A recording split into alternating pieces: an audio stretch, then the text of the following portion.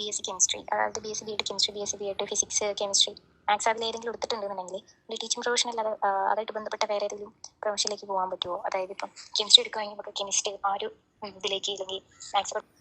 നമ്മുടെ ഒരു കുട്ടി വന്ന് ചോദിച്ചൊരു സംശയമാണിത്. ഇപ്പം 4 വർഷത്തെ ITP programme BSc BEd chemistry, physics അതുപോലത്തെ വിഷയങ്ങൾ എടുത്താൽ നമുക്ക് ഈ വിഷയം അതായത് പഠിപ്പിക്കാതെ വേറെ എന്തെങ്കിലും പ്രൊഫഷനിലേക്ക് പോകാൻ പറ്റുമോ എന്നുള്ളതാണ്.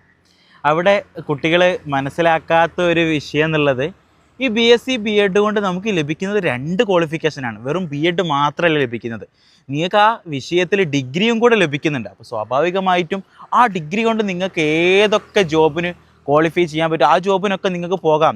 പുറമെ ആ വിഷയത്തിൽ നിങ്ങൾക്ക് ടീച്ചർ ആവാനും കൂടെയുള്ള യോഗ്യതയാണ് ലഭിക്കുന്നത്. അപ്പോൾ ഇത്രയും ഒരു വളരെ നല്ലൊരു ഓപ്പർച്യൂണിറ്റീസ് ഉള്ളൊരു ഫീൽഡ് അല്ലെങ്കിൽ ഒരു കോഴ്സാണ് ITP പ്രോഗ്രാം എന്നുള്ളത്.